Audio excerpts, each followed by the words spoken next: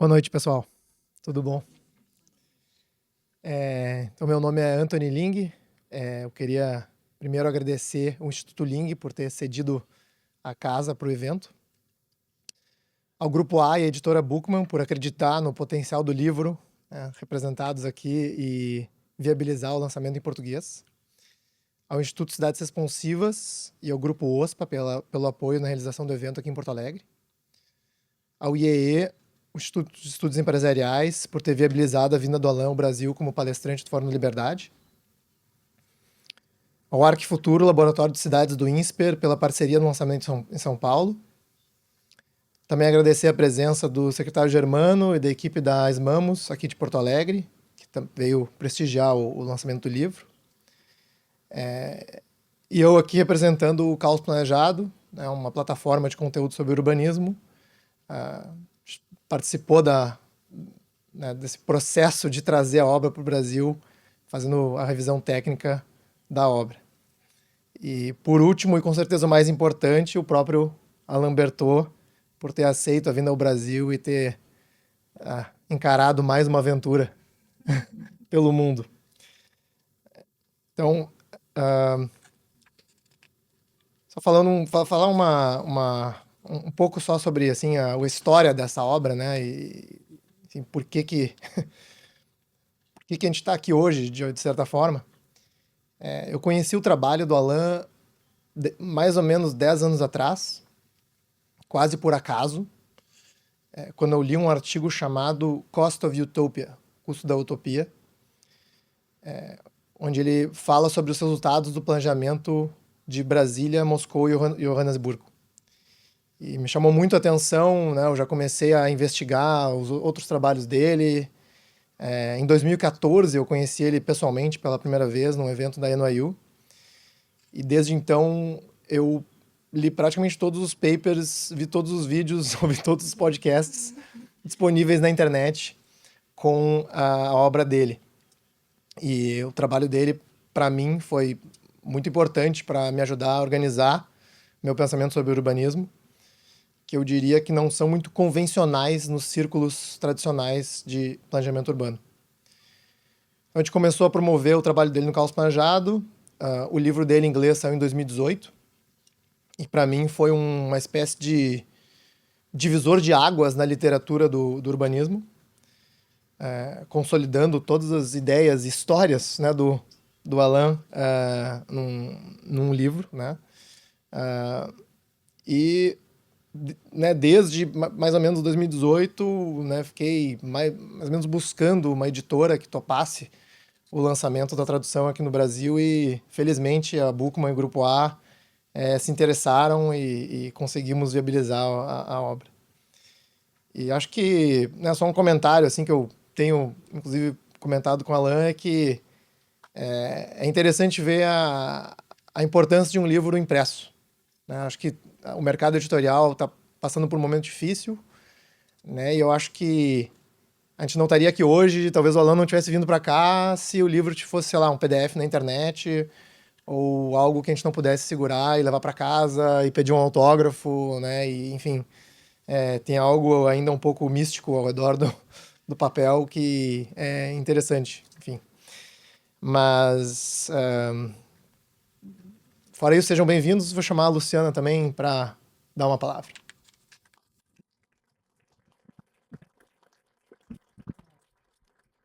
Boa noite. Primeiramente, um prazer estar aqui, né, nessa caravana Alain Bertaud que a gente tem vivido nos últimos anos. Tem sido momentos de aprendizado. Bom, eu sou Luciana Fonseca, sou diretora do Instituto Cidades Responsivas e queria trazer uns fragmentos do livro aqui, já que a gente vai ter hoje, né, uma explanação acerca das ideias e algumas coisas que eu tenho descoberto nos últimos dias aqui com o Alain. Ele me contou que quando ele levou os primeiros esboços do livro para a editora do MIT de planejamento urbano, o pessoal disse que não era assim que se fazia planejamento urbano.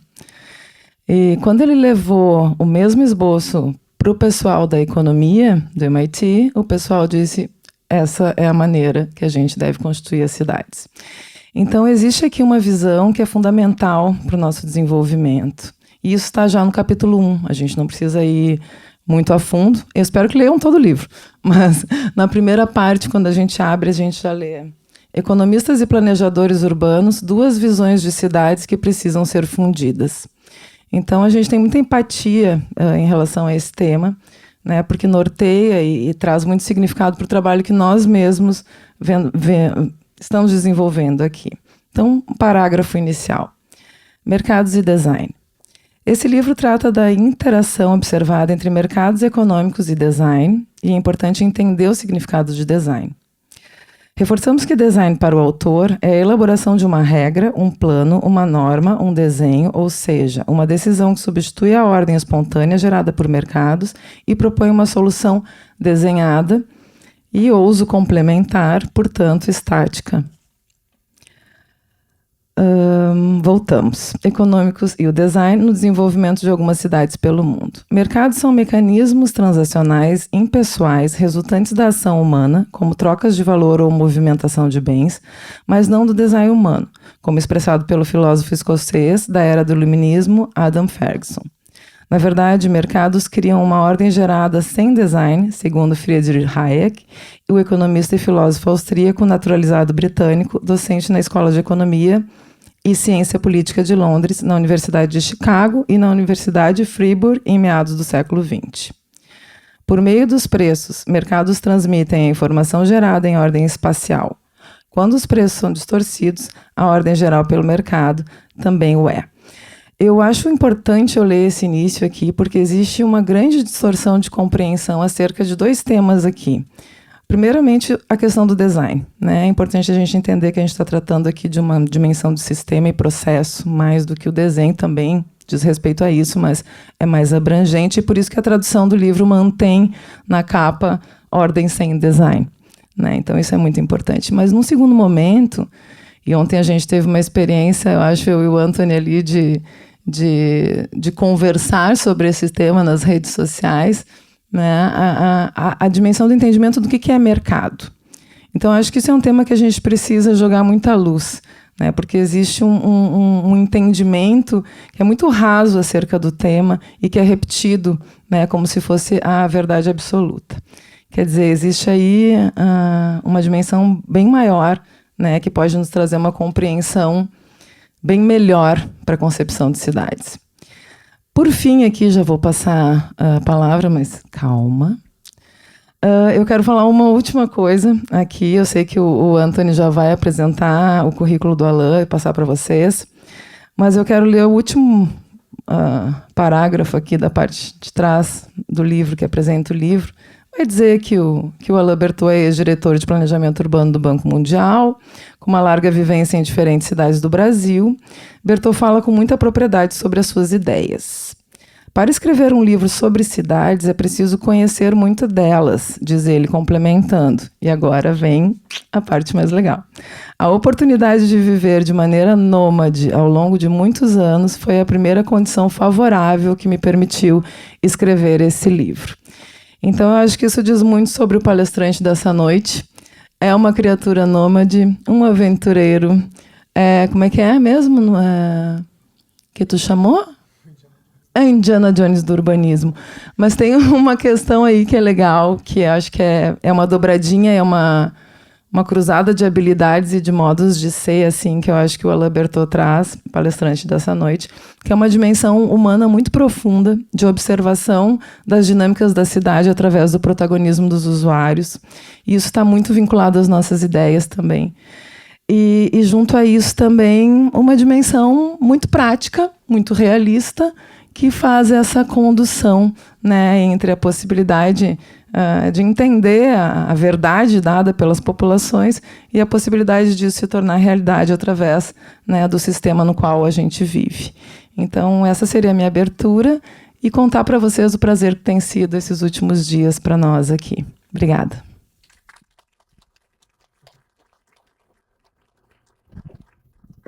Só para fazer uma breve apresentação do Alain. Então, Alain Bertaud é um Distinguished Visiting Scholar no Mercatus Center, na Universidade de George Mason. Ele é um Senior Fellow no Instituto Meron da Universidade de Nova York, NYU. Ele começou a sua carreira em urbanismo quando estava dissatisfeito na Escola de Belas Artes em Paris e foi de Paris até a Índia pegando carona com caminhões para trabalhar para o Le Corbusier na construção de Chandigarh como desenhista. Depois de voltar e se formar, ele trabalhou como urbanista em diversas cidades do mundo: Bangkok, São Salvador, em El Salvador, Porto Príncipe, no Haiti, Saná, no Iêmen, Nova York, Paris, Tlemcen, na Algéria, frequentemente acompanhado da sua esposa, especialista em giz, Marie-Agnès Bertaud. De 1980 a 1999, Bertaud foi o principal urbanista do Banco Mundial, onde pôde conhecer experiências de planejamento no mundo inteiro, inclusive em momentos históricos, como durante a abertura econômica da China e da antiga União Soviética. Então, com a palavra...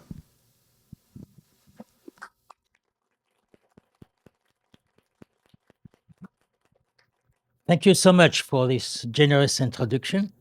I want, of course, to thanks very much Antonio, because without his hard work and persistence, this book will have not been translated. It's very difficult to get a book translated. And so, and again, as he said, a book in paper has a different value from a book online. So, let us start. I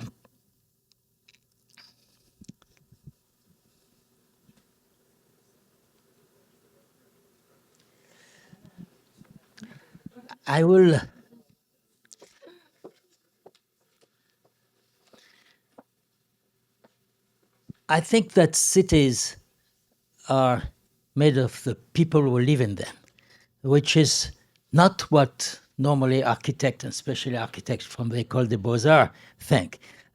Architect thinks that cities are made of building. Cities are made of people.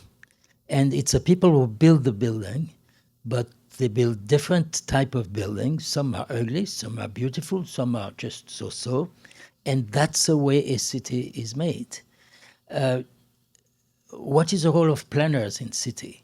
The role of planner is to support the people who are living in cities.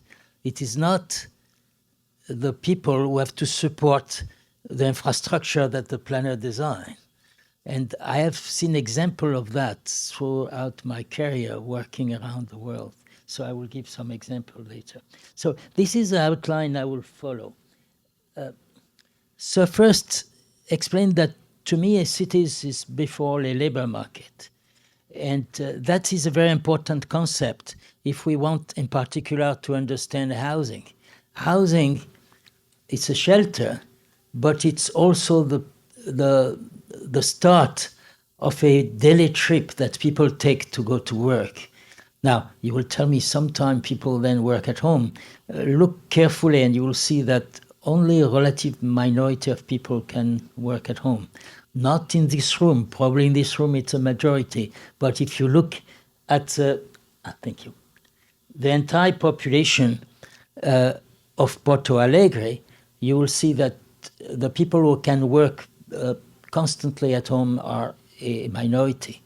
I have to address that in particular because a number of people during the pandemic told me, well, the world now is a labor market. Cities are not labor markets anymore. This is not quite true. The pandemic showed us that indispensable people were not people like me or professors or even surgeons.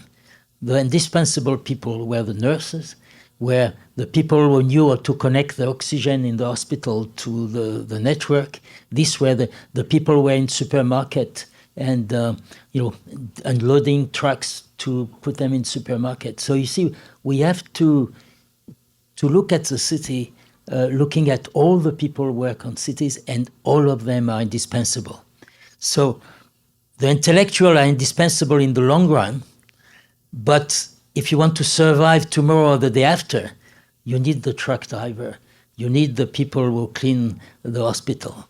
So I think that we have to keep that in mind. Very often there is a tendency to just plan city just for the elite, because indeed the intellectual elite contribute certainly very much to cities. But we have to think about all the citizens. So that's what the labor market is all about, that everybody has to participate in the economic life of the city, and their location and the transport system is very important to do that. It's not only just the housing, whether the housing is comfortable or not. Second, I repeat a bit what I've said before, that the city is made of people who take individual initiative, who have their own priorities, and of firms also who have their own priorities. They move in some part of the city because they have a knowledge about their operation, which allows them to decide whether they have to stay downtown or in a suburb or in between, how much land they need to operate, and how much floor space they need, and at what price. So they make a trade-off, which is very complex, that no urban planner knows about, because somebody, for instance, this morning with Luciana, we visited an area where people were selling beds and furniture, large furniture. Clearly, an enterprise like that cannot be downtown. The land is, floor space is far too expensive to display mattresses and things like that. So they have to be, by necessity, in the suburb. But at the same time, they have to be in a suburb in an area which is highly accessible. You need a big highway. You cannot have a small lane to get to it. So you see, this is a type of trade-off that no planners know. And maybe they know about mattresses, but they will not know about something else. And so there is a certain arrogance in all our zoning and land use regulation, is that you think, I'm a planner, oh, well, I'm going to put the hospital here, and I'm going to put the people printing newspaper here, and so I zone things and separate them, because I think that separating things like that is synonymous to order. It is not. It is, in fact, the mix of activities. There are certain activities which have to be removed from the city. If you have a tannery, for instance, or a slaughterhouse, clearly you don't want the slaughterhouse in the center of the city. But that, frankly, are exceptional. It's not a normal land use, and this is very quickly dealt with by the municipality and the planner. So we have to look at a city again, and having confidence that the people who operate, work in the city, know what is the best way for them to, where to live and how much to consume. So here again, this, for the moment, I've been talking about the spontaneous order. When I mean spontaneous order, is that it's a sum of individual knowledge put together that creates the city and the distribution of land use. However, if the city is just a village, it's a small town, transport is not so much of an issue. Everybody can go everywhere. When a city is more than 100,000 people, having access to one part or another become very important. And this, I must say, is not provided by spontaneous order. You need some engineers who look and top-down design a system of road, transport, water supply. To bring water to, potable water, to a city like Porto Alegre, you need a long-run planning of very good engineers who understand water supply, who understand where to get the water, how to filter it, and distribute it within the city. So this is top-down. It is not, again, this. You could have this operation done privately, by the way, by a private company, but the design itself have to be done taking into account, the entire population, including, by the way, providing, in the case of water, safe drinking water to every part of the city, even the part of the city where the people could not afford the minimum standard and living in areas which are deemed illegal right now. illegal because they cannot consume enough floor space compared to what the planner think they should. So this is spontaneous order and the top-down design. So you see this is this contradiction in a certain way, that the shape of the city is through spontaneous order, but top-down design is to serve this spontaneous order, to allow people to move around the city, to exchange goods, and by the way, because city are a labor market, normally any inhabitant anywhere in the city, whether they are in suburb or in the center, should be able to access any job they want in less than 1 hour, ideally less than half an hour. So our transport system is not to try to optimize the distance between individual people and their job, like the 15-minute city. But we cannot do that. We don't know how to do that.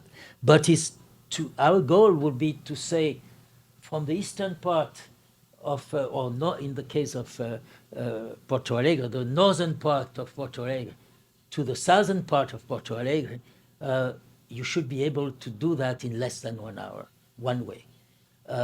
So that if somebody, for some reason, live in the north and find a fantastic job in the south, that they should be able to take it. It is not possible for planners to match job and housing because, again, enterprise and households are making trade-offs which are very complex, and they'll select their location not to minimize their distance to a job, which, by the way, could change very quickly, but for some other reason. For instance, some houses might be, you may select the location of your house because your mother-in-law lives next by and you want her to babysit, or maybe you want your children to learn Chinese and there is only one Chinese school and it's there, and that will be a trade-off you will make. Or maybe you like to play tennis and next to a tennis court, or maybe you speak a minority language and you want to live among people who speak the. So there are thousands of possible trade-offs that no planners can anticipate, contrary to what they think. So these two interfere with each other. The spontaneous order and not interfere, superimpose on each other. Now, finally, the last part of my talk is about regulation. On top of it, you need some regulation. In markets, we always use regulation. For instance, there are regulations about contracts, which are absolutely indispensable for a market to operate. You have also symmetry of information. For instance, if you go in a shop and you buy a pound of cheese, you want to be sure that it's a pound. You don't want to carry a scale with you to be able to see if you get. So that's come from a regulation. Market needs regulation. Now, in urban in particular, some regulation are not needed, and I think are even negative, have a negative effect. So we should. The objective is not to remove regulation. The objective is to audit regulation, to be sure that the one who are used right now are useful. And the best way to do that is to take one regulation at a time and say, do we know why, for instance, there is a setback of 5 meters on this lot? Why is it? What is the benefit? And what is the disbenefit?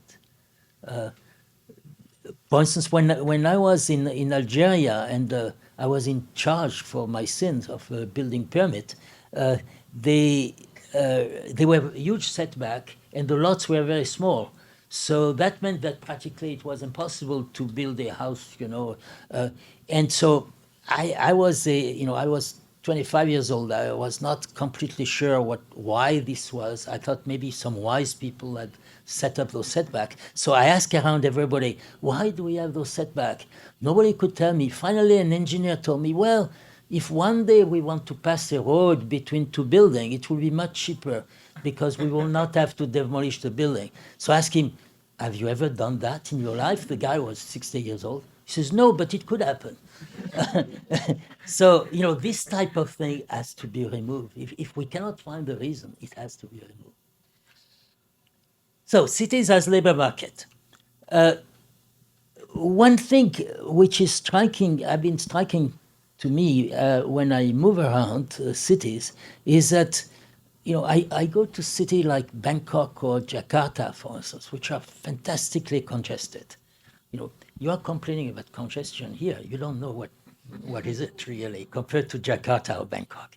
Now, when I look at the GDP of Bangkok or Jakarta and compare it to the other in cities which to me are much more livable, for instance, in Indonesia, Bandung, a very nice city. I would like to spend my vacation there maybe. And then the productivity is much less, although there are not much congestion. So why is it so that you have all these problems with very large cities, and in spite of that, people are more productive? People are more productive because they encounter a lot of people. They encounter a lot of people who do not think like them, who have different experience, and it's this shock of different ideas which produce innovation and productivity. And that, in spite of the difficulties of running a very large city. So this is what labor markets are all about. That's why we do not want fragmented labor market. For instance, if you think of Mexico City, the transport system in Mexico City is so difficult that if you live in the south of Mexico City, you cannot possibly work in the north. You're let's say the area that you can run during a commuting time is not even 1/3 of the city. So although Mexico City is 22 million people, your labor market, if you count will be much limited to maybe 1 million people because of a defective transport system. If they could improve the transport system, so you could go from the north to the south in less than 1 hour, then you will see the productivity of Mexico City increase enormously. Not only productivity, but creativity also, which is, of course, the most important thing in cities. So I have here a brief graph which is found in my book. I will try to go over it very quickly. Here we have the monocentric model that economists use very often. Basically, you have a center city where many of the job and amenities are concentrated, and there are higher densities around the center. So you have a lot of people living close to the center, and as you go further away in the suburb, the density decreases. So the daily trip, commuting trips are, starting with dispersed origin, but going to a concentrated, destination. So cities like that, it's a nice model. It's interesting to use it. Model is always a simplification, but it doesn't really exist for cities which are more than 1 million people, practically. Then you have this model, which is mostly North American, for cities which have developed at a time where people were rich enough to afford an individual means of transport. So this is, for instance, the pattern of trips in Los Angeles or Atlanta, where jobs are completely dispersed practically in the city. In Los Angeles, the CBD contain not even 8% of the jobs of the total thing. Jobs are completely dispersed. So people have trips which are also dispersed. Like it looks like a Brownian movement, and transport system then, let's say mass transport system, are very difficult because again of this dispersion of origin and dispersion of destination. Now, most cities are following this model. That means that it's a superposition of those two. You have a traditional center, where, by the way, most of the public transport converge, whether it's a subway or buses. But more and more, you have a dispersion of the job in the periphery, precisely because the land price or the floor space in the center are very expensive. So you have a sorting of people. Again, if you sell mattresses, you cannot be there. If you are a corporate lawyer, probably you will be there. So this is a sorting. The corporate lawyer is as useful as a city as a person selling mattresses. But they sort themselves out on this. And then finally, I have here a schematic representation which exists only inside the mind of urban planners. It doesn't exist in reality. It is, in a way, you try to solve the problem without taking market into account. You say, let us ignore market. Let us imagine a city where everybody could walk within 15 minutes maximum to their job, to a bakery, to a restaurant, to their friend, to their mother-in-law. And if you do that, you come up with this scheme, and it's wonderful because it solves all the problem of transport. You can walk everywhere. You don't need a subway. You don't need buses. There is no congestion. There is no traffic light, even, probably. So it's wonderful, except that it doesn't work. It doesn't exist in reality. So sometimes I compare it to, we always live with gravity. We not necessarily understand all the law of Newton, but we live with it. And sometimes we want to contradict gravity. That's why we invent a hot air balloon or airplane or helicopter. Now, there are people who say, well, let us ignore gravity. Now, if somebody designed a plane and told you, I ignore gravity is nonsense, when you won't want to go into this airplane. But sometimes they invent for instance, a flying carpet. Flying carpet is perfect, It's comfortable, it doesn't cost much money, it doesn't pollute, it doesn't use energy. It's wonderful, except, of course, it doesn't work. And in urban planning, I have seen a lot of flying carpets. For instance, say rent control is a flying carpet. Rent control seems that it solves all the problem. People cannot afford rent. Well, let us fix the rent or even lower it, and this for everybody, and this is it. It's finished. It's a flying carpet. So remember that sometime, that when you have a solution which is fantastic, it is unfortunately often a flying carpet. Now, lately in Asia, I have seen developed what the Chinese, I think, were the first to call a urban cluster. And these are several very large cities which are linked together. So they are not cities with sub-centers that exist very much, but they are really major cities with a center with skyscraper, and they are linked together in an area which allow them, if they have a good transport system, to commute. And this is a scale. We had this type of thing. For instance, in Holland, there was the Randstad, which link, Amsterdam, Groningen, and Rotterdam. But this Randstad is considered to be, a kind of a cluster city. This Randstad is only 6 million people. I am talking here in Asia, and I will show you the next slide here. This is Hong Kong, Shenzhen, Guangzhou, Macau. This area, you see, which is about 150 kilometers by 120, has a population now which is larger than the entire population of Germany. And this, with the transport system that the Chinese are developing there, is within commuting distance.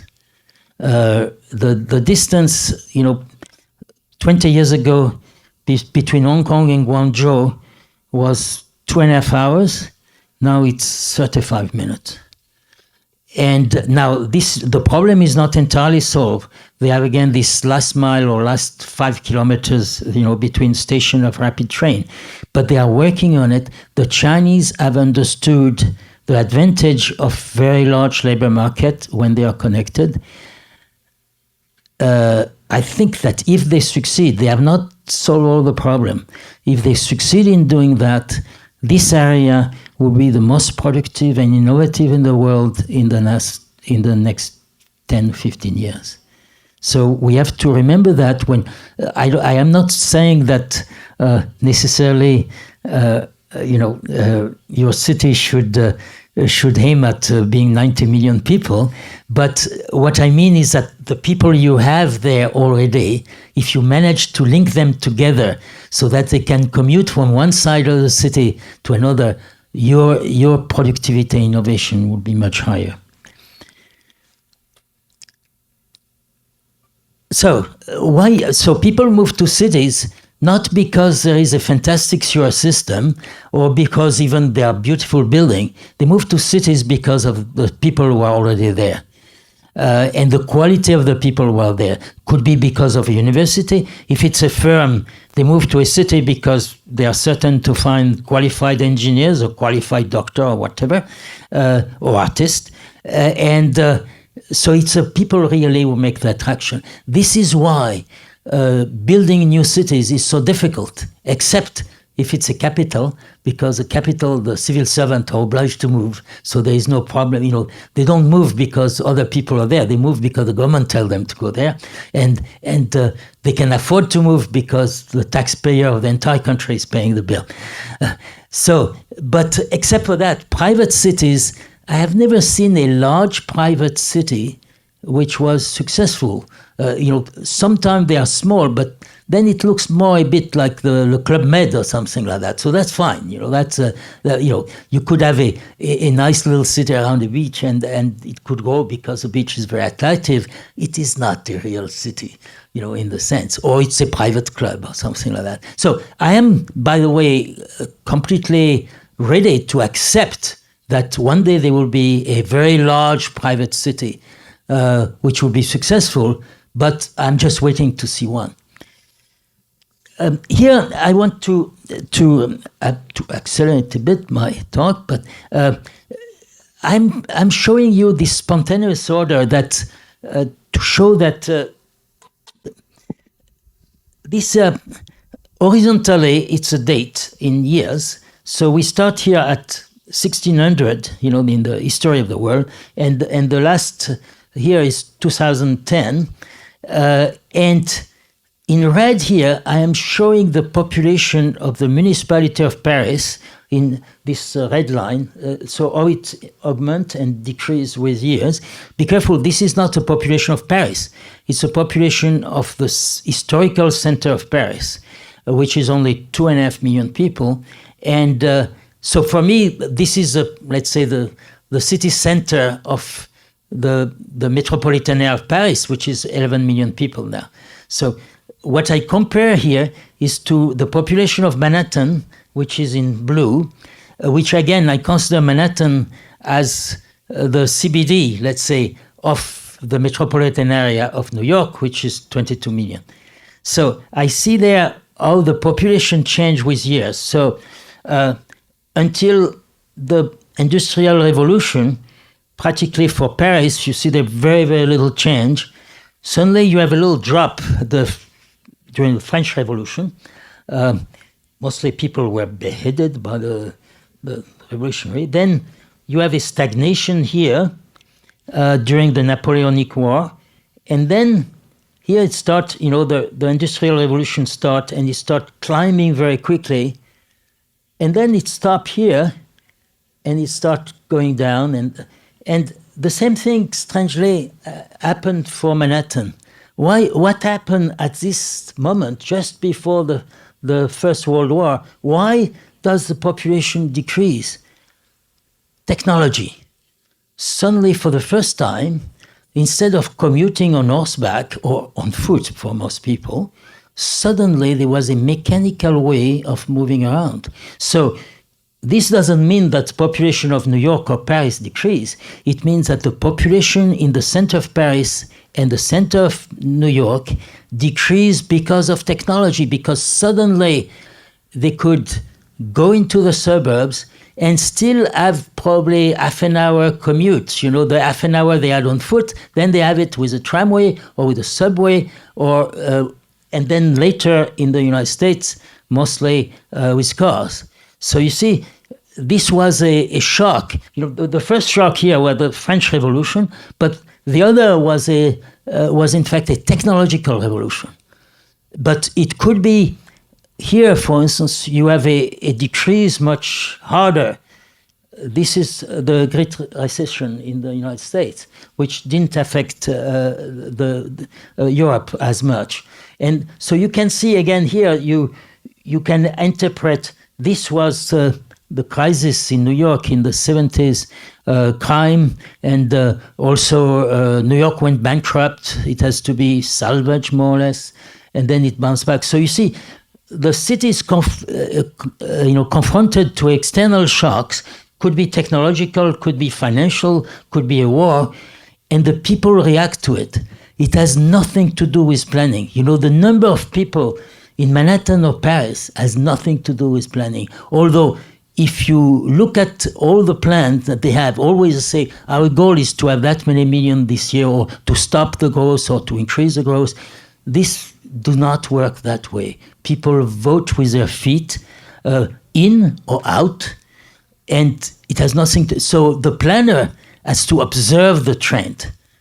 And maybe if people go out because of crime, of course, the planner can say, well, I'm going to try to solve the crime problem, and the people will come back. But they can only act indirectly on the one who decide are the people, you know, instant, and the quality of the people. So I have taken a lot of time on this now. I'm going to move up. So one last graph. Excuse me.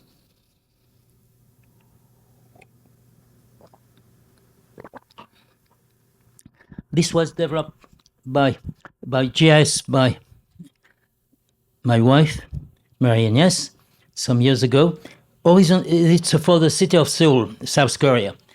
Horizontally here, it's a distance from the city center from 0 to 80 kilometers. The bars here represent, the blue bars represent the difference in job between two censuses, 10 years. And the red bars represent the difference in population. It's not the population right now, it's how many people were added at a certain distance from the center. Now, I've worked for a long time with a planner of Seoul, and I assure you that they never envisaged this thing. You know, they had land use, they had projection. By the way, they were trying also to, during many years, to stop the migration towards Seoul. They thought that Seoul was too large and that secondary cities should grow more. Well, the people voted with their feet, and this is what happened. Now, you see that the job, they are in the close to the city center, up to 16 kilometers. You still have quite a number of new jobs created, but then the bulk of the new job, you know, about 70%, were outside in from the municipality limit. They grew in the suburbs here. And the bulk of the population, then you could say that most of them are around 30 or 35 kilometers. Why that? One explanation is extremely high rent in the city center, because there have been a first regulation, but also a green belt, which during a long time prevented the city to expand. So you could not build too much higher because most of the buildings were already built. The only way you could grow was to subdivide apartments in smaller apartments. And this is what happened. So to evade that, the newcomers didn't want to densify further, because so they moved to the suburb. What is the planner to do when they look at that? They have to find a way of, again, maintaining the unity of the labor market by providing transport which will take care of all those new people. And so that they are integrated to the labor market, that this trend do not result into a fragmentation of the labor market.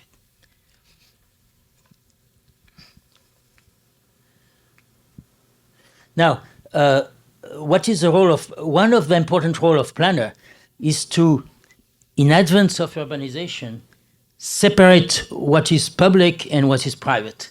What is private will be run by the market. What is public escape the market, and it has to be designed top down. For instance, the width of sidewalk, there is no way to to have a market signal on the width of sidewalk is just an engineering decision, and due to observation of what happened.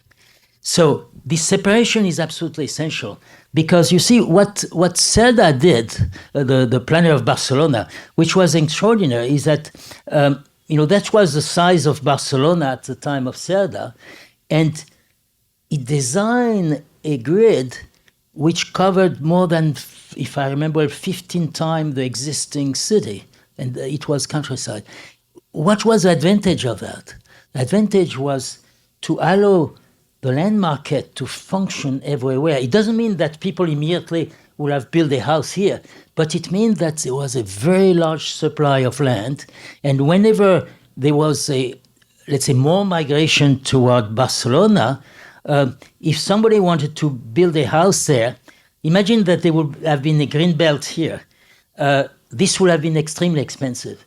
Because of the existence of a lot of alternative, it maintained the price of land relatively low, because if a landowner here asked for too much money, you could always move here or move here or move here. So you see, developing in advance, it doesn't mean, by the way, those roads were not necessarily built. They were just, they were surveyed and traced. So you knew in advance when you buy a plot of land where you would be located. So that was the beginning. Now you could argue whether the roads are too wide or too narrow, or if octagonal block is a good idea or not. But frankly, it doesn't matter compared to the advantage of establishing a large supply of land where the market could operate securely. Unfortunately, Cerda wanted also, as a good planners, to design the private part. And this was his design for the private. So basically, most of the block were left open with a public garden. So again, it's a bit this flying carpet things. You live in the city, but basically you are in the countryside. You have garden. And it's wonderful, but except that, of course, it doesn't work. So this is the result. You see, all the street, the separation of private and public that he did is still there. Completely, it worked. Full success. Inside the block, you see the market working. And again, it's a priority of, what happened here. And you see, for instance, you see property lines here, which are left from old property line. And some blocks, for some reason, they decided to keep a service street in the middle, other not. You see some sports ground in the middle, some not. This is the way people decide inside the block. And again, it reflects, at the end, it reflects the price and the rent that are paid in those blocks. You see again the difference, the importance of separating the two very early, and the fallacy of trying to design inside the blocks. You have better to leave it to the supply and demand. Another example here is Shanghai. Then it's opposite example in a certain way. It's the development of Shanghai. Shanghai in '92, the CBD was here. The city developed that way. There was a river here. Well, there is still a river here. Pudong, the Wangpo, which is about 400 meters wide. It's pretty wide. At the time, in '92, there were no bridges. There were only ferries, and the ferries were running about half an hour or 1 hour. So practically on the other side, there were only some warehouses, but it was mostly rice paddies, although you were at less than 1 kilometer from the city center. And the Chinese, as soon as they start doing reform, start understanding markets sometimes better than the mayor of New York. Well, it's a low bar, but so they realize that the value of this land would be enormous if they could link it to the CBD. And they had, the Chinese have this capacity of implementing infrastructure very, very fast. They built a subway. There was no subway at all in Shanghai at this time. They built a subway which is now 1.5 times larger than New York. And they link by subway Pudong. They built bridges and tunnels, and to the point that very quickly Pudong could develop by auctioning the land use right. That means you have a market in Pudong, it's market driven, but the infrastructure was entirely provided by the, by the government. Now, it could have been a privately developed infrastructure, except that to recover the cost of your infrastructure when you build, how far do you have to own the land to recover the cost? You see, the advantage of the government is that if they develop a road here which goes far away, it's a taxpayer of the entire city which will pay. Where a private developer, if a private developer tried to develop Pudong, he will develop probably only one bridge or one tunnel, and then only this area could be developed. You see, where here the government has the advantage to do that. So again, it's a top-down design, and it shows that sometime a communist government understands market better than a non-communist one. This has been my experience sometime, which is sad for the market people. So this is what Pudong was looking like about 6 years ago. I took this picture about 6 years ago. There are now 3 or 4 additional skyscraper. You see the first building to be built on the other side were relatively small. Again, very conform to market. There were not that many people using the first bridges, so the developer were cautious. They were building a little. And then as the subway developed and link a lot of part of Shanghai to Pudong, then they start building those skyscrapers, which are much higher. So you see that. Now, regulatory planning.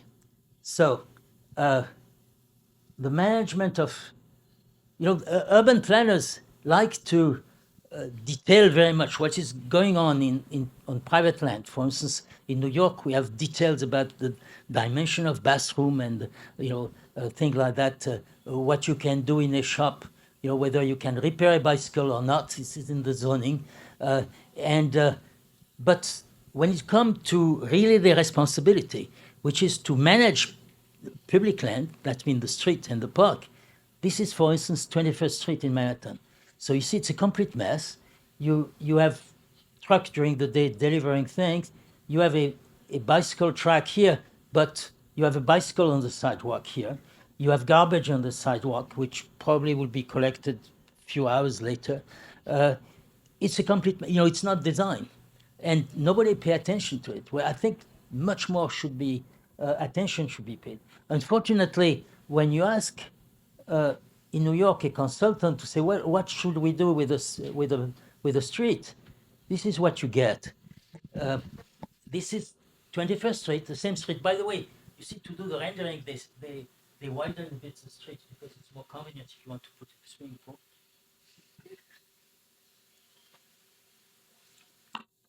So you see again here, it looks like the Club Med again. It's not a labor market, and people like that. When this planner, I have their name here. They put their name. They get a price, I think, even for that. And people say, "Oh, gee, that would be wonderful." So you keep your job in Manhattan, high-paying job, but your streets are like that. People are jogging. Your friend. This is a flying carpet.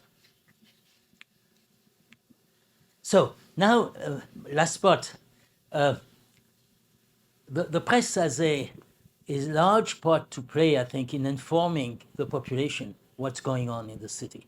And now I discovered recently that there is a new type of journalism, which is called quantitative journalism.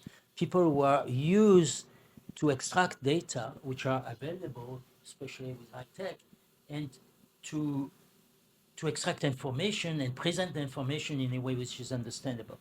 So here is what journalists did.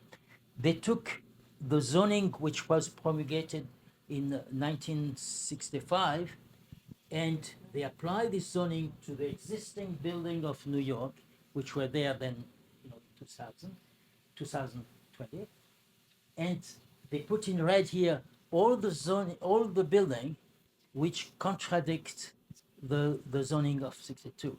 Contradict not because fire regulation is purely in question of densities and height.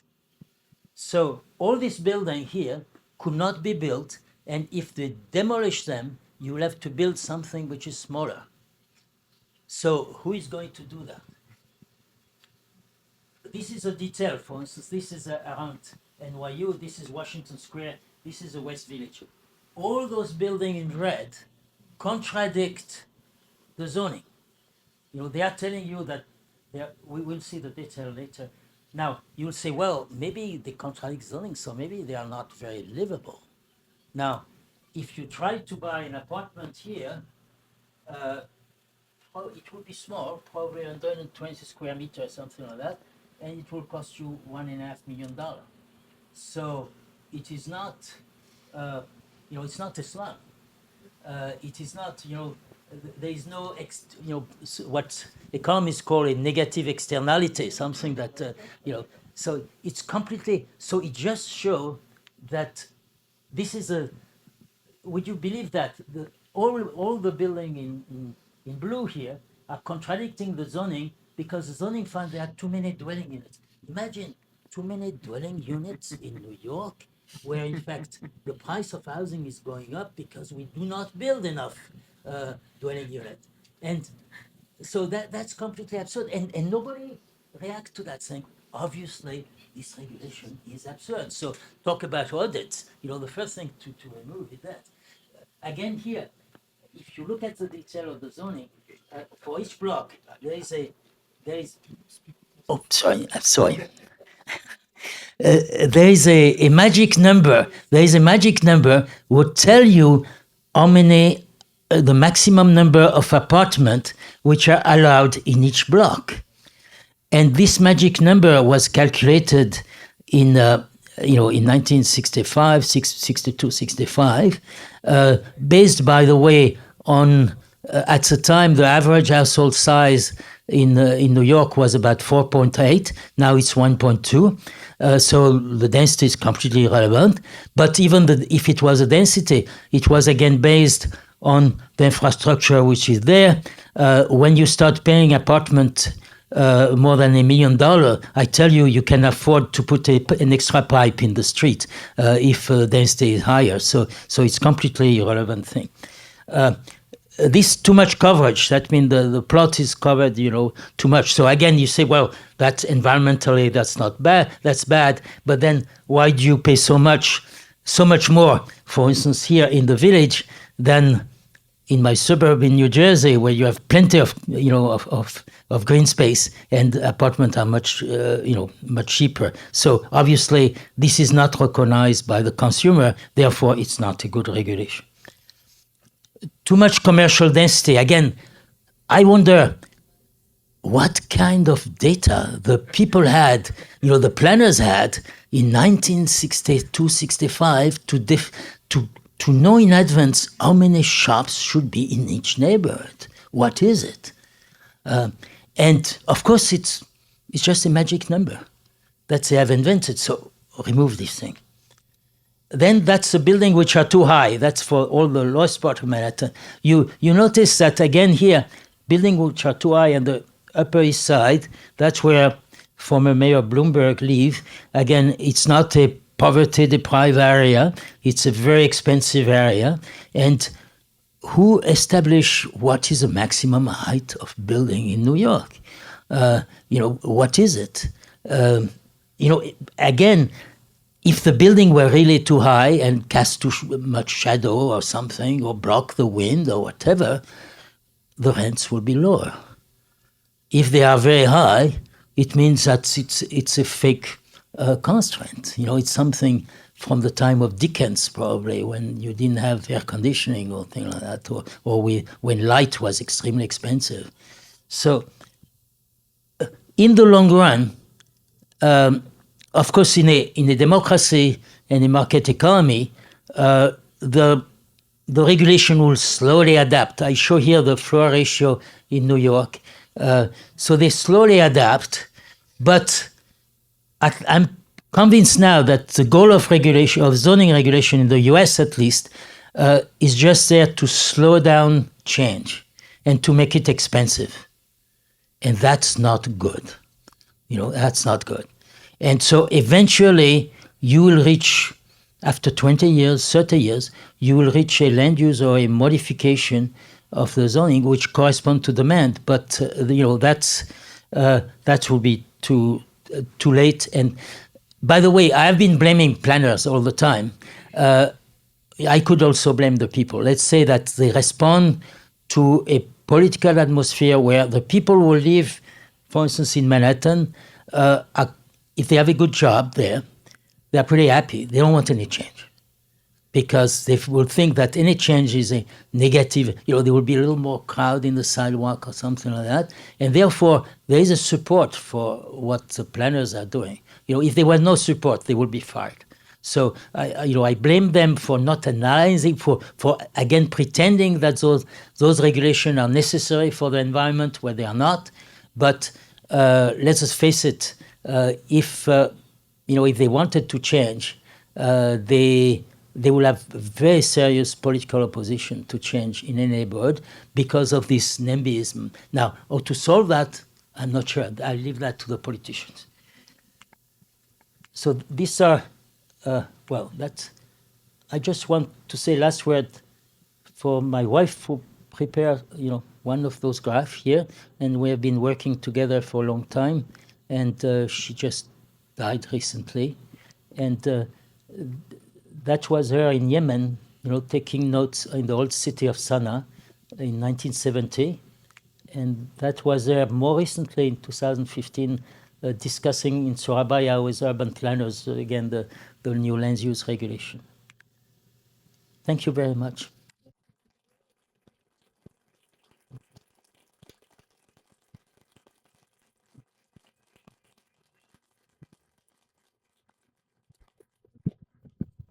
Bom, eu tive a oportunidade de estar com o Alain há alguns dias, já fiz milhões de perguntas para ele.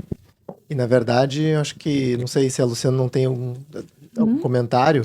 Não, Em seguida, acho que seria muito legal fazer um bate-papo com quem veio. Eu só quero contar para vocês que, se vocês quiserem, podem perguntar em português ou em inglês.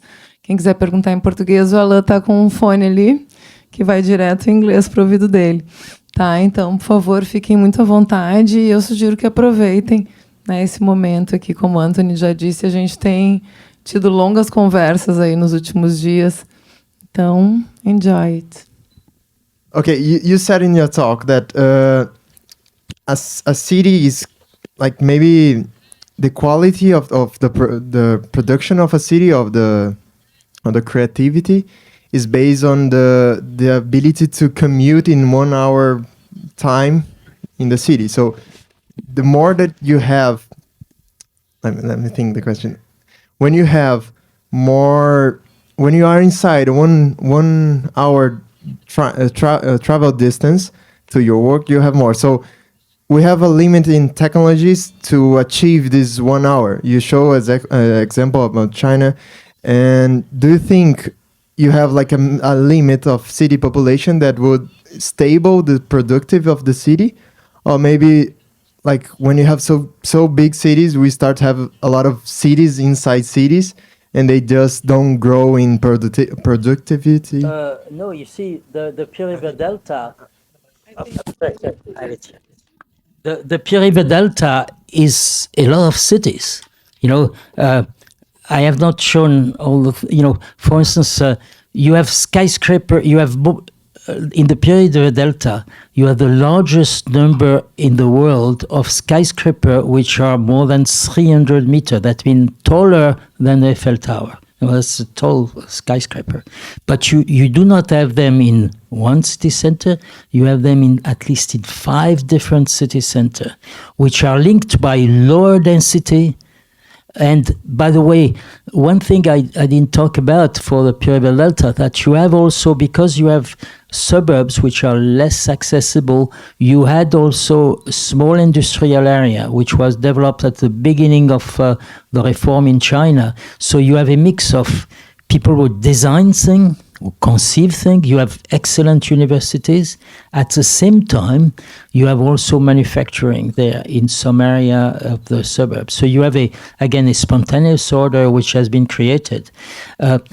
If you look at, in the last years, I don't know if you have followed the dialogue in the United States, but constantly the president, whether it was Trump or Biden, have asked Apple, bring back the manufacturing of Apple telephone to the United States.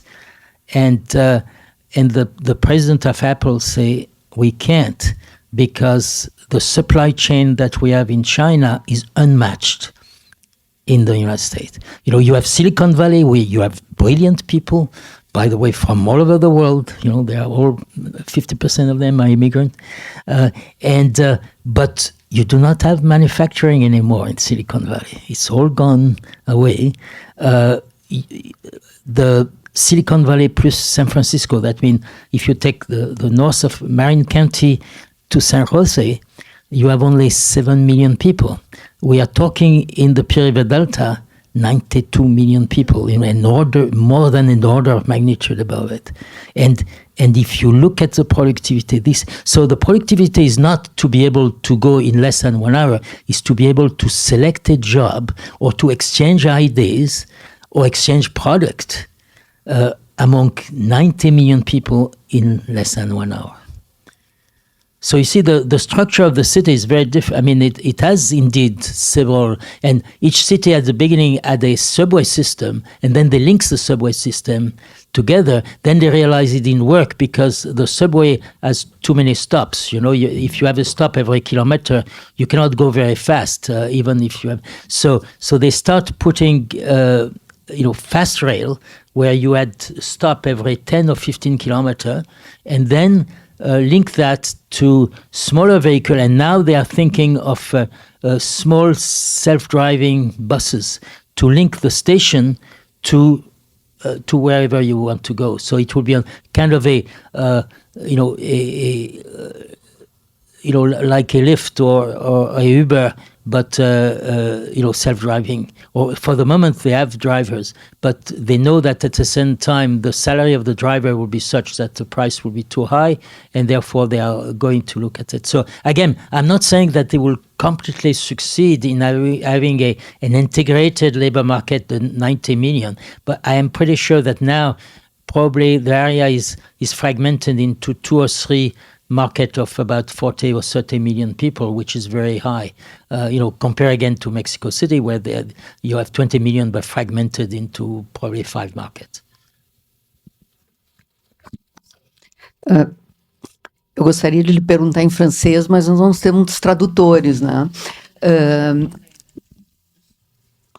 Je voudrais vous demander, poser la question en français, mais on n'a pas de traducteur pour cela.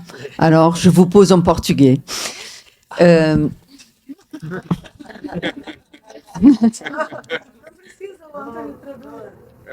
Não. Ele vai traduzir? Senão, eu faço em inglês. Primeiro, parabéns. Eu já venho acompanhando o seu trabalho há muito tempo, tá? Introduzido pelo Anthony. Me chamou bastante atenção a gente poder ter uma visão de cidade. Ok? Oi. Poder ter uma visão de cidade dando a origem do crescimento da cidade e a sua viabilidade à economia, não só o mercado, mas a economia propriamente dito. Muito do que você colocou, a gente encontra em Jane Jacobs, mas não só no seu principal livro, mas no conjunto da obra de Jane Jacobs, que coloca muito bem essa importância do trabalho e das trocas na cidade.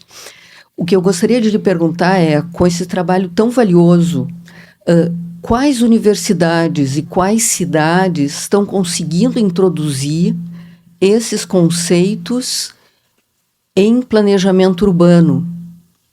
Por que tudo isso? Porque a gente vem de uma tradição de urbanismo de design tido como multidisciplinar, mas que de fato é quase um desenho de cidade, não como Cerdá fez, tá? Um desenho inteligente que só partia do grid, tá?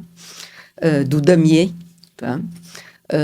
Mas sim um desenho de cidade que não consegue se contentar em desenhar o que é público e deixar o que é privado para o privado. É uma tradição muito francesa, é uma tradição muito grande em termos de planejamento urbano, por isso provavelmente você fugiu do Beaux-Arts, né? Então, assim, eu gostaria de saber a que ponto, como está o savoir-faire em relação às universidades e às prefeituras e o pensar urbanismo que possa nos levar mais adiante.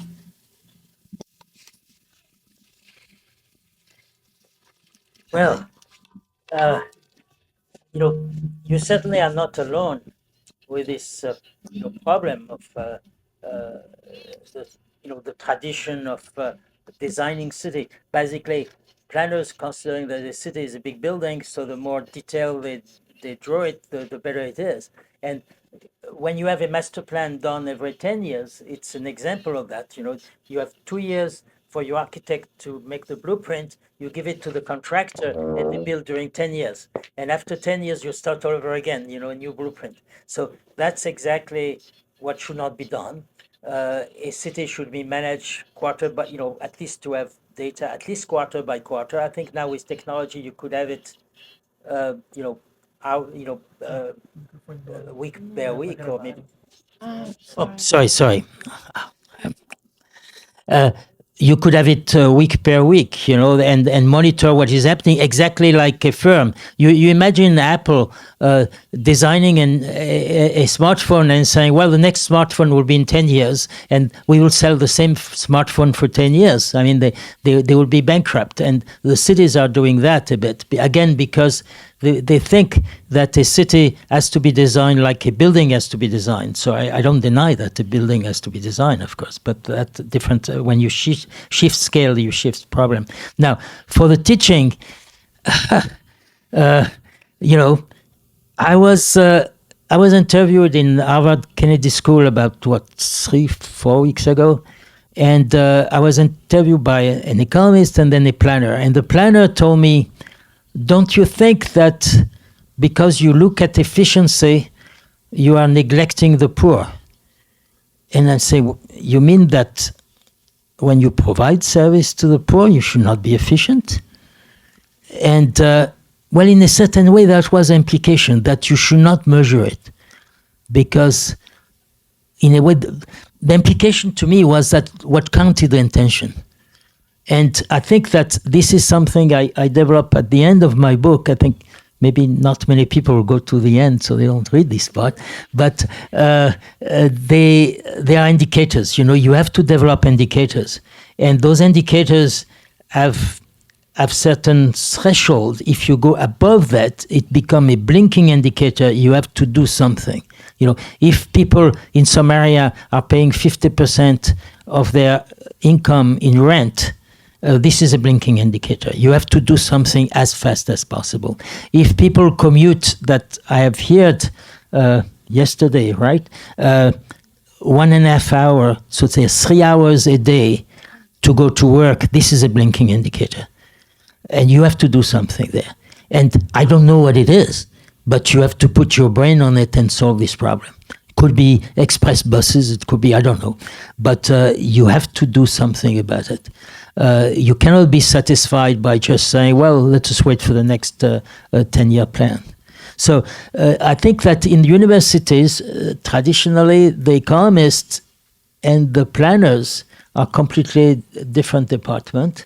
And so sometimes they talk with each other, but it's too late. For instance, economists traditionally study the effect of rent control. And all of them say it's terrible. One of my colleagues, Steve Malpesi, say that there are two ways of destroying a city. One is to bomb it, the other is to establish rent control. So there is a unanimity on that. In spite of that, right now, many cities in the United States, you see that the mayor is busy with his advisor to devise a new system of rent control. Where are the economists there? The economists are waiting for rent control to be established, and then they will write a paper saying that it's bad. But it would be nice if there was some economists who work with planner, who are in the mayor's office, and when the decision is taken to, whether rent control is a good thing, that they provide alternative. So I don't know how to solve that because this is universal. This is universal. And in a way, I found it less in China, working with mayors in China, because the mayors of China derive their income by selling land use right. It's a long lease. And therefore, anytime planners are tempted to say, let us do this or do that, on the same table, there is a guy who is going to establish, the price of the land use right, and he says, "Wait a minute, this is going to cost us $20 million," and so they learn about it because they are involved directly. Now, if you have a property tax, and if this property tax is based on market, you could have the property tax person intervene in the zoning to say how much you are losing by not responding. What I'm asking here is not to be extravagant, just to respond to demand.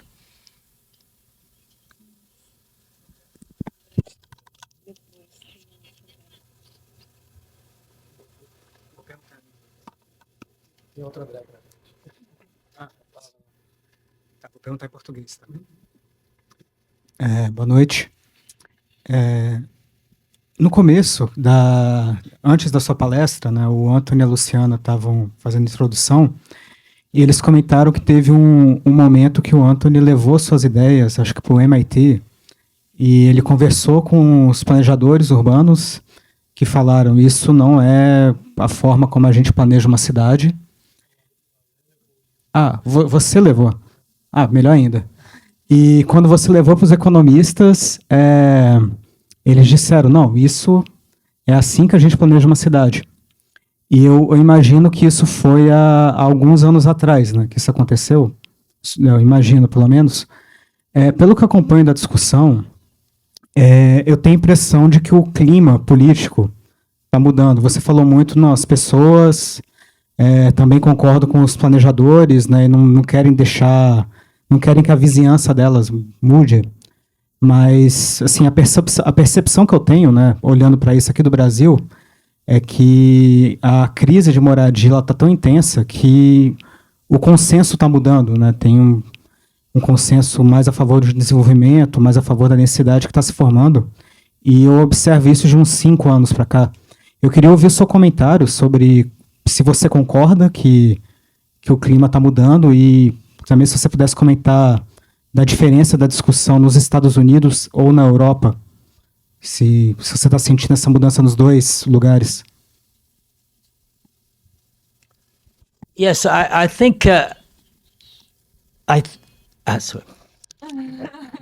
I think there is a slight trend because, as you say, the crisis is such that I see in the United States now that suddenly people were completely opposed to change because they thought that if you increase the floor ratio or if you allow developers to provide smaller apartments, their reaction was, then developer will make more money, so we should not allow it.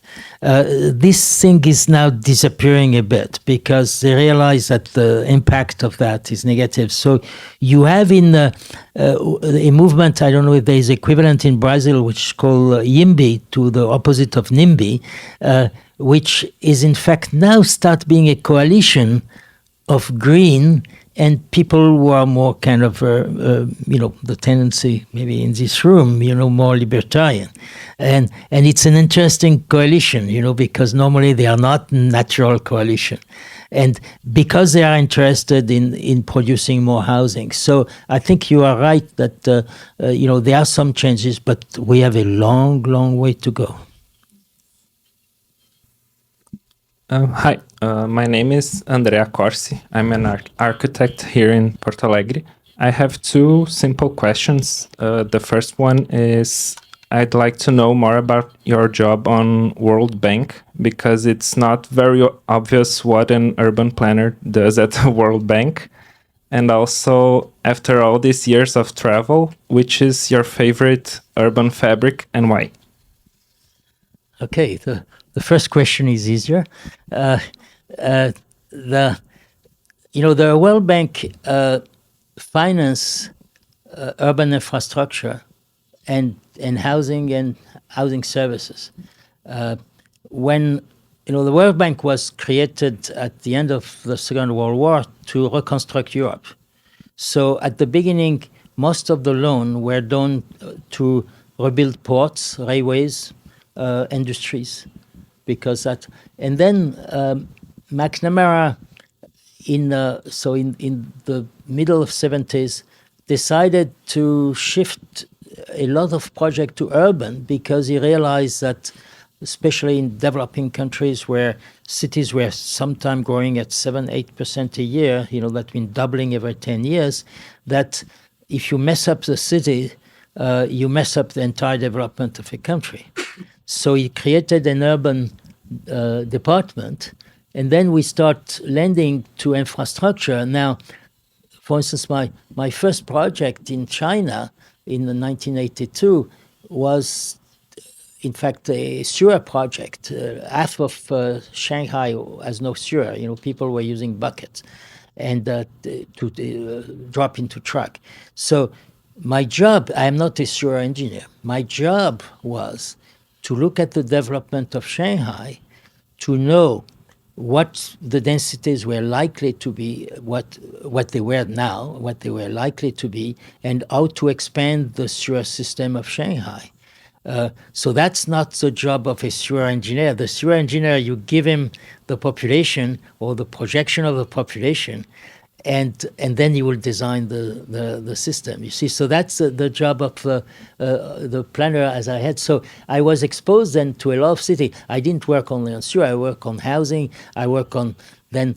You see, at the beginning, by the way, it was very interesting because they asked us to, many other countries, in particular India or Latin America, they asked us to work on low-cost housing. And then when we analyzed the regulation, and I was, I'm guilty of that. When we analyzed the regulation, I said, this is absurd. So allow us to design, to test standards which are different, and we will show you that they are not slums, but they are affordable to low-income people. But say, in our loan agreement, we will write, allow us to completely ignore your regulation. We should have said, on the condition that you change the regulation after. And so we had a number of projects in India in particular, and some in El Salvador, by the way, which were quite successful. They were never replicated because all those countries had a housing board, were building public housing, and they didn't want to dismantle their housing board because, it also created patronage money, jobs, all sort of things. They had several thousand people working in, and they never allowed the private sector to use the standards that we were using in the World Bank projects. So, but that's a job, let's say, that we did. And then later, when I work in Russia and China and, former Poland and former, communist country, my main job was to try to transfer in urban area, in particular housing, to privatize housing and to create a private industry for housing. And again, here, the regulation were very important. So I created a model to, we knew when they start privatizing apartment, we knew the price of apartment, the sale price of apartment, but there was no price for land because land has never been traded. So I developed a model to calculate, derived from the price of apartment, what will be the price of land if we take the Soviet system of housing. And then we found that the land price will be negative. That means that to build houses with those standards and at this price, sale price, you will have to subsidize them. So that was a great, I must say, my Russian colleague took it very seriously, and they did indeed use that to reform their land use regulation. So that's explain. You know, there are many other aspects, but a little what an urban planner. But by the way, no, I ignore one thing: is that the big advantage for me was also to work with very good economists, and I learned a lot about economics just that way. You know, and financial analysts. You know, for instance, the importance of cash flow when you develop a project. That means if a building permit take 5 years, it has a price because you pay interest during construction or interest, you know. So it has a price, and in some project we develop, economic zone, new economic zone in China. Sometime the interest during construction could represent 30% of the cost of the project. That means because of the time. Because again, here it was the Chinese are very fast in doing things. But the engineers have a tendency to say, we will lower the costs of construction if we do all the roads at the same time and all the sewer at the same time, where in fact, if you look at the financial analysis, if you can do only half of it and sell it, and then the other half of it, you lower the price of interest much more than you increase the price of construction. So again, this at the bank for me was a learning experience, by being able to work with financial analysts and see the interference between design, engineering, and finance. Where usually those people, again, like in university, work completely separately or even sequence. The engineers design, the architect design the layout, the engineers design the infrastructure, and then when it's finished, they say it's too expensive. So they say, what can we do? Well, let us not include connections, for instance, so that lower the price, and that you don't have to redesign anything. You just don't include the connection in the price of development. Your favorite urban fabric? Yes.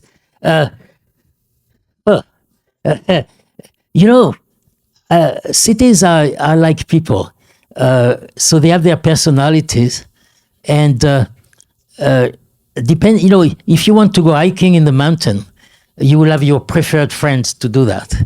If you want to go to a concert, probably it will be a different person. And if you want to marry, that will be again a different person.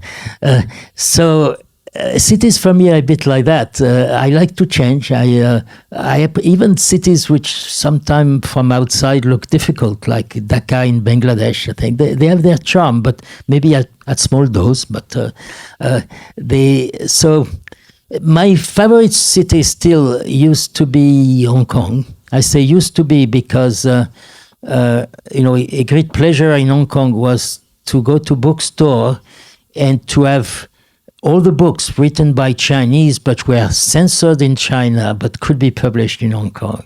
And now this has vanished, of course. But the food is still good.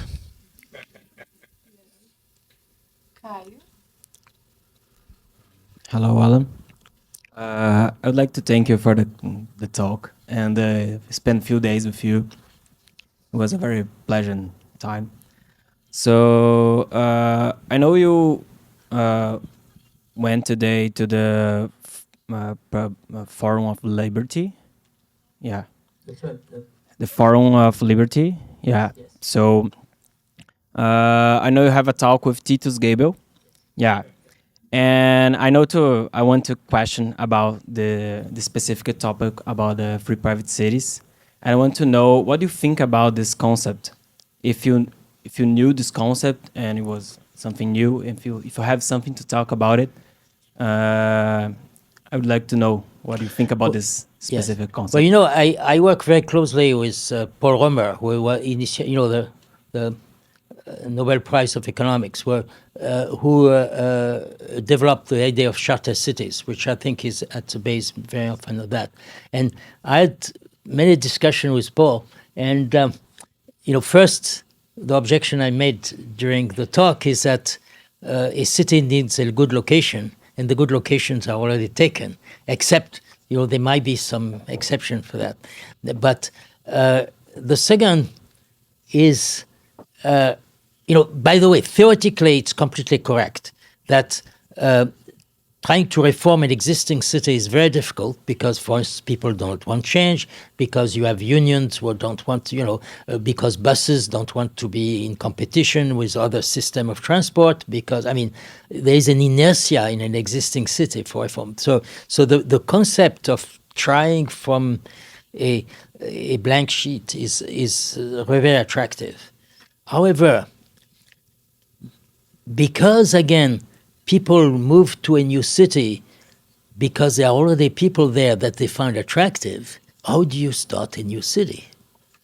Who is the first person? Who is the first firm to go to a new city?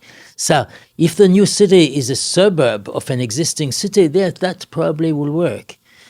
For instance, say, around Seoul, there are 5 satellite towns that they created. And their idea was that those 5, each one is around 250, 300,000. The Korean built this superb infrastructure very fast, it worked well. And their idea was have the same number of jobs as active people in each city. So the idea that those satellite cities will be practically independent, self-sufficient. They build those, nice housing, industrial area, commerce, everything mixed. Wonderful. They make a survey. 90% of the people who were living there were commuting to the center of Seoul. 90% of the people who were working there were coming from Seoul. Why? Because imagine if you want to move to a new city, you are a firm, a commercial firm or a factory, you already have employees. You are not a startup. If you are a startup, you cannot afford to move to a new city. So you have employees. So you tell your employees, look, land is too expensive in Seoul. I move to the new city, and I will provide transport for you so that, buses probably to collect you in Seoul. So that's why.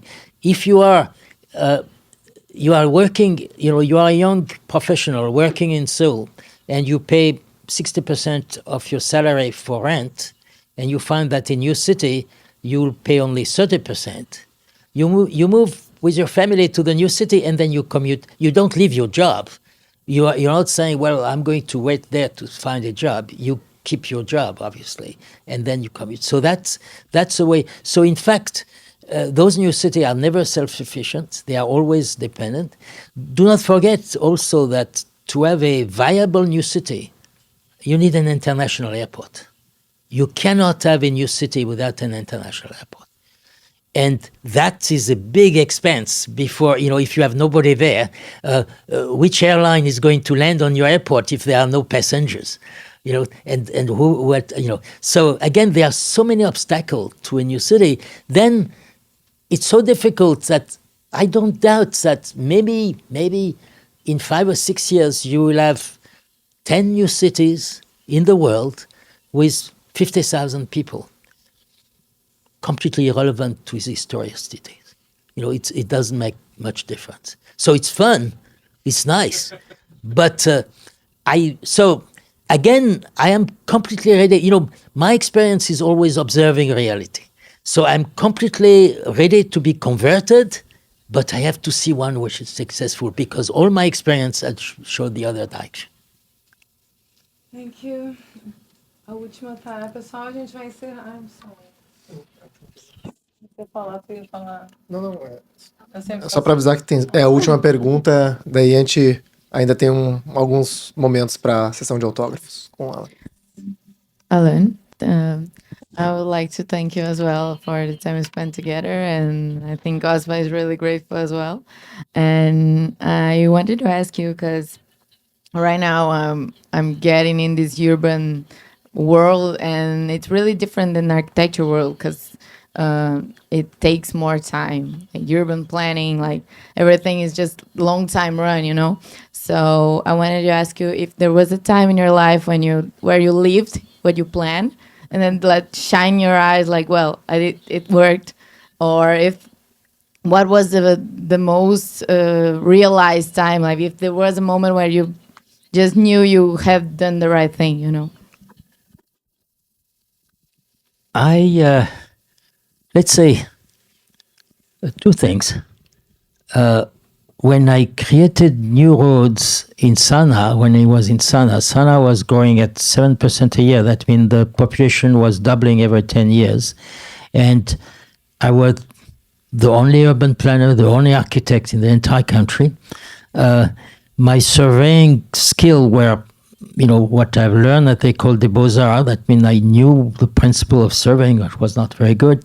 But just tracing new streets in the suburb of Sana was, I think, my major contribution to this country. And it happened that my boss was Minister of Civil Work, didn't believe very much in report. Well, he didn't speak English, and I don't think the report was translated in Arabic very well. And he appreciated, he was a former farmer. So he appreciated physical work. And I think when he drove and he saw me sweating with my level there and tracing thing, he greatly appreciated it. And so I keep tracing new streets. And now when I look on Google Earth to Sana, I see those streets. They are there. There are many more, but those streets are there. The second experience was in Mumbai when, again, we were creating these sites and services, this small standard for the poor. And basically using the same densities as in the slum, but except that they were streets where you could remove the garbage, although some were narrow, some were wide. We will also be able to mix income, not by deciding whose income will be there, but having very different standards within the same site. And to have also a system where the high-income people will never have to cross the low-income people to go to their house, but the opposite. So if you respect that, and so again, I was not sure it would be successful. The building was successful; it was done on time and everything.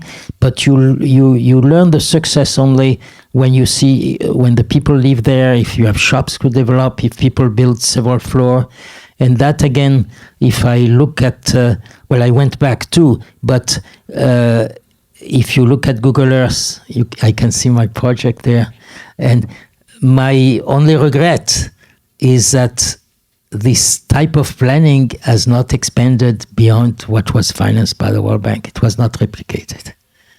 Although, again, everybody, including the civil servants, recognized that it's very successful. They could not overcome the housing board who wanted to continue building, public housing. And it was a political situation that you could not overcome. Alain, thank you, muito obrigado. É uma honra te ter aqui em Porto Alegre e, enfim, de novo, né, a gente está nesse momento de revisão de plano diretor, a gente tem o pessoal da prefeitura aqui que nos dá, assim, eu diria um olhar positivo em relação ao futuro. E eu queria agradecer a todos que ficaram aqui até esse horário também para ouvir o Alain. Obrigado.